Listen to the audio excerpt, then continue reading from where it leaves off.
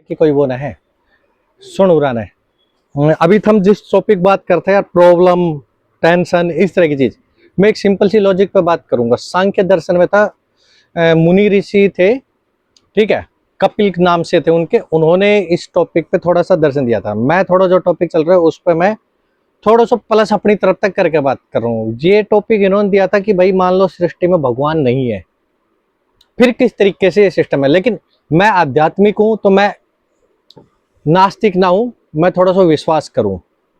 तो इन्होंने दो तत्व लिया, कोई भी हो जब दर्शन पे बात करेगा ना तो वो दो तत्व पे बात करेगा, एक प्रकृति रखेगा और एक पुरुष रखेगा, ठीक है। प्रकृति का मतलब वो जो अवचेतन है, ठीक है, जो भी कुछ हमें दिखता है वो प्रकृति। लेकिन हम इस पे क्या बात करते हैं कि मैं यहाँ पे प्रकृति को ले रहा हूं कि पर ब्रह्म, ठीक है, जिनके होने और ना होने से हमारे अस्तित्व है, लेकिन वो हमारे किसी भी कार्य पे बाधा नहीं डालते, ठीक। पर ब्रह्म हमने एक लिया। और दूसरा जो पुरुष है, पुरुष मतलब वो चेतना, हम इंसान नहीं, वो चेतना। चेतना मतलब कि किसी पेड़ पौधे में भी हो सकती है, जीव जंतु में भी, हम में। प्रकृति एक ही है। जैसे लास्ट टाइम मैं पानी को एग्जांपल दे रहा था, पानी के बारे में क्या कह रहा था, मैं पानी को जिस रूप में चाहूं उस रूप में पाल लो। लिक्विड रूप में चाहोगा लिक्विड में, ठोस में चाहोगा ठोस कर लोगा, भाप में चाहोगा भाप में। जैसा वैसे ही जो पर ब्रह्म होता है उसको जिस रूप में चाहते हैं उस रूप में हम देख सकते हैं, महसूस कर सकते हैं, जो भी कुछ है, ठीक है। तो प्रकृति एक ही है, पर ब्रह्म एक ही है, वो नहीं बदल सकता। लेकिन जो चेतना है ना वो इन्फिनिटी है, ठीक।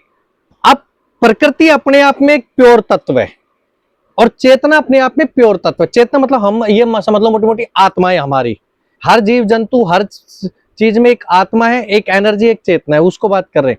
वो अपने आप में प्योर है। लेकिन जैसे ही चेतना प्रकृति यानी पर ब्रह्म के उसमें आती है तो वो पर ब्रह्म क्या करेंगे, उसके अंदर सबसे पहले बुद्धि देंगे। समझ रहे इस बात को, अब पॉइंट शुरू होगी। सबसे पहले देंगे बुद्धि। बुद्धि का क्या काम होगा, वो तर्क करेगी, विचार करेगी, ठीक है। और जब उसमें बुद्धि आ जाएगी तो उसके अंदर एक अहंकार आ जाएगा। अहंकार मतलब मैं ये कर सकता हूं, मैं वो कर सकता हूं, मैं ऐसे, मैं वैसे, ये है, वो है, इस तरीके से वो डिफाइन करने लग जाएगी। बुद्धि के बाद अहंकार आ गया। बुद्धि आते ही बुद्धि में सोचने समझने की चेतना बन गई, सोच बन गई। उसके बाद उसमें आ गया अहंकार, और अहंकार आते ही उसके अंदर कुछ तत्व और एक्स्ट्रा आ जाएंगे, जिसमें 11 होते हैं ज्ञानेंद्रिया और 5 होती है 11 होती है इंद्रियां और 5 होती है ज्ञानेंद्रिया। वो जो ज्ञानेंद्रिया होती है 5, आंख, कान, नाक, त्वचा, जीभ, यानी कि आंख से हम देख के उस चीज को समझ सकते हैं, ये है, ये है, ये है, हम ऐसी बात करते हैं, ठीक। नाक से सूंघ के ये अच्छी सुगंध है, ये गंदी सुगंध है, समझता जाइए इस चीज ने समझते, फिर लॉजिक नहीं लेके आऊंगा। अब तीसरी त्वचा, स्किन से हम कर सकते गर्मी ठंडा किस तरह की चीज, ठीक। उसके बाद जब हम बात करते हैं ज्ञानेंद्रियों के अंदर, तो उसमें कर्मेंद्रिय आ गई 5। जो 10 हमने इंद्रियों की बात करी थी उसमें आ गई 5 हो गई हमारी ज्ञानेंद्रिय और 5 हो गई हमारी कर्मेंद्रिय। हाथ काम करने के लिए, पैर चलने के लिए, मुंह बोलने के लिए, कान सुनने के लिए, इस तरह की कर्मेंद्रिय दी है जिससे हम कर्म कर सकते हैं। अब हुआ क्या, हमने भेद करना शुरू कर दिया लोगों के बीच में या चीजों के बीच में। सबसे पहले हमने प्रकृति के साथ ही भेद कर दिया कि हम इसको डिफाइंड करेंगे, ठीक। लेकिन यहां हो क्या रहा है, वो प्रकृति हमारे साथ खेल रही है, हमें अशुद्धियां डाल रही है। और जो ये चीजें दी गई ना, बुद्धि, अहंकार और ये 11 इंद्रियां, जिसमें से 5 ज्ञानेंद्रियां हैं और फिर 5 कर्मेंद्रियां है, ठीक है ना, ये हमें अहंकार डाल रही है, हमें डिफाइंड नहीं कर रही। इससे हम अहंकार आ गया कि हम लोगों को डिफाइन कर रहे हैं। अब सिंपल सी बात कहता हूं, आपके पास एक कपड़े हैं, नए खरीदे हैं, ये फट जाए, दुख हो गया, ये जो ज्ञानेंद्रिय है उसी के अंदर एक दुख आ गया, ठीक। आपकी कोई चीज है वो लॉस हो जाए, ठीक है, और आप दुखी में चले जाओगे, ठीक। तो ये जो दुख है, ये जो सिस्टम है, उस प्रकृति ने हमें ज्ञानेंद्रिय और कर्मेंद्रिय के माध्यम से दिया। फिर आ गया मन।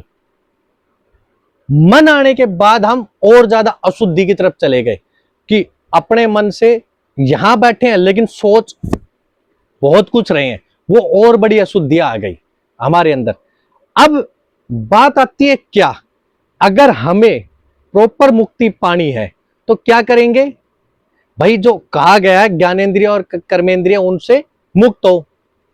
अब हमारे ऋषि थे, जो महात्मा थे, जो अध्यात्म से मोक्ष की तरफ गए, उन्होंने सबसे पहले इसी को ही खत्म करने की बात करी, यानी कि दुख खत्म करना है।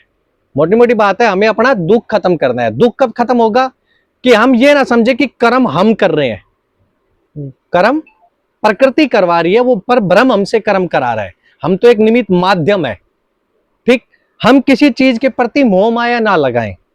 जैसे ही मोह माया लगाएंगे प्रकृति की अशुद्धियों में आ रहे हैं, हमें जब ये अशुद्धियां निकाल देंगे तब हम मोक्ष की तरफ जाएंगे। तो उसके लिए हमें अपने कर्मों को बांधना होगा, हमें अपने ज्ञानेंद्रियों को बांधना होगा। बांधना मतलब उनसे मुक्ति पानी होगी। जब हम ये चीजें छोड़ते चले जाएंगे तो अशुद्धि से शुद्धि की तरफ जाएंगे, और जब हम शुद्धि की तरफ जाएंगे तो ऑटोमेटिक पर ब्रह्म में विलीन हो जाएंगे। फिर हमें भेद दो ही रहेगा, पर ब्रह्म और हमारी चेतना। यानी कि हमारी चेतना ने वो सब दुख प्रॉब्लम छोड़ दिया, तब हम आगे निकल गए, तब हमें पर ब्रह्म का ज्ञान होगा, तब हमें प्रकृति का ज्ञान होगा। तो ये चीज हम कह रहे हैं कि जो प्रॉब्लम आती है ना, उन प्रॉब्लम को ये ना सोचो कि ये तुम्हारे लिए आई है या तुम ही इसके वो हो। ठीक है, आगे आगे आगे आगे सॉल्यूशन है तो ठीक है, ना है तो ना सही, लेकिन लगा कर बैठ जाओगे तब प्रॉब्लम में बढ़ जाओगे। मेन चीज समझ रहे हो ना। अगर हम इस चीज को ये सोच के बैठ जाएं, भाई तेरी जॉब होनी थी लेकिन किसी कारणवश नहीं हुई, अब उसने लगा के बैठ जा, आगे तो कुछ कर ही ना पाएंगा। लेकिन हमारी आत्मा का, हमारी चेतना का मुख्य लक्ष्य क्या है? परम ब्रह्म का ज्ञान प्राप्त करना, वो सत्य प्राप्त करना। और वो सत्य कब प्राप्त होगा? जब हम इन अशुद्धियों को छोड़ते जाएंगे। तो यही चीज इस टॉपिक का मुख्य उद्देश्य था कि हमें पर ब्रह्म की तरफ अगर जाना है तो इन अशुद्धियों को छोड़ना होगा। और अशुद्धियों को छोड़ने के लिए हमें वो सब छोड़ने होंगे जो चेतना हमें दे रही है। और जब हम इस चीज को वो जो हमें पर ब्रह्म हमें इस चेतना में घाल रहे हैं, और जब हम इस चीज को छोड़ देंगे तब हमें पर ब्रह्म पर परम सत्य का ज्ञान हो जाएगा। यही चीज मुख्य है। बुद्ध जी ने भी यही चीज कही कि भाई दुख को छोड़ दो। दुख छोड़ दो मतलब ये नहीं है कि दुख नहीं आएंगे, लेकिन उसको दुख मत समझो ना। कोई मर गया, भाई हर इंसान से लगाव होता है अपने परिवार में, उनमें से कोई मर गया, यार वो तो मेरा था ही नहीं ना। अब मैं आपसे एक चीज पूछ लूं, आपकी उम्र कितनी है? तो आप क्या कहोगा? बताओ कितनी उम्र बताओगा? 30 साल। पर आपको पता है आपकी उम्र है। आत्मा ना मरती है ना अपना रूप बदलती है, वो आत्मा कभी मरती नहीं, ये तो सुना है ना, गीता का उपदेश है? तो मतलब मैंने उम्र किसकी पूछी? आपने अपनी बताई, क्योंकि आप इस शरीर में आ गए, आप में एक अशुद्धियां हैं। आपकी चेतना क्या है उसकी बात करेंगे हमेशा, ठीक? तब आप समझोगे।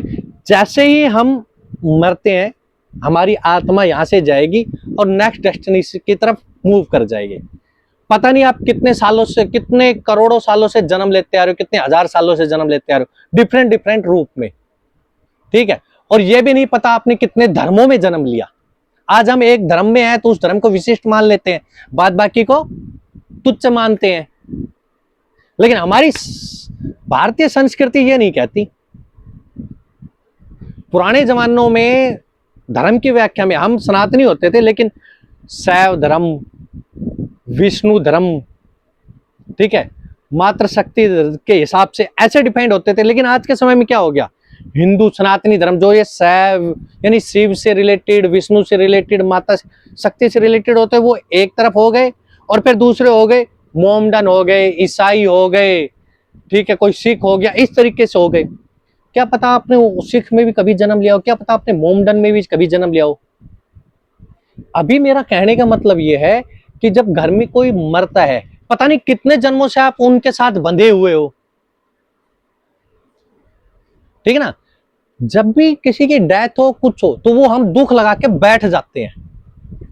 अगर उसके बजाय ये सोचें कि ठीक है यार, इस जन्म में ये आया था और इसका आत्मा का जो मुख्य उद्देश्य होता है वो यही होता है, पर ब्रह्म को प्राप्त करना, ठीक है। लेकिन वो यहाँ की मोह माया में रह गया, जो हमें प्रकृति ने, जो पर ब्रह्म ने हमें अशुद्धियां दी, हम उसी अशुद्धि में घुल गए, जिसकी वजह से मुख्य उद्देश्य से हम भटक गए।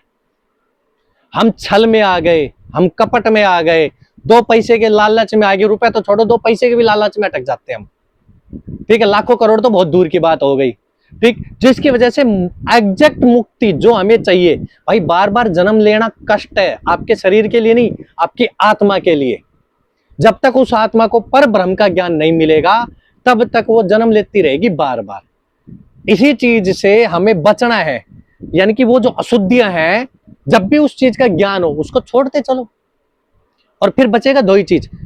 प्योर रूप में हमें पर ब्रह्म मिलेगा जो चेतना, वो प्रकृति है, और दूसरा हमें प्योर रूप में हमारी चेतना मिलेगी, जो इसको हम पुरुष कहते हैं। जब ये दोनों चीज प्योर हो जाएगी तो ज्ञान मिल जाएगा, और ज्ञान मिलते ही हम उसमें विलीन हो जाएंगे।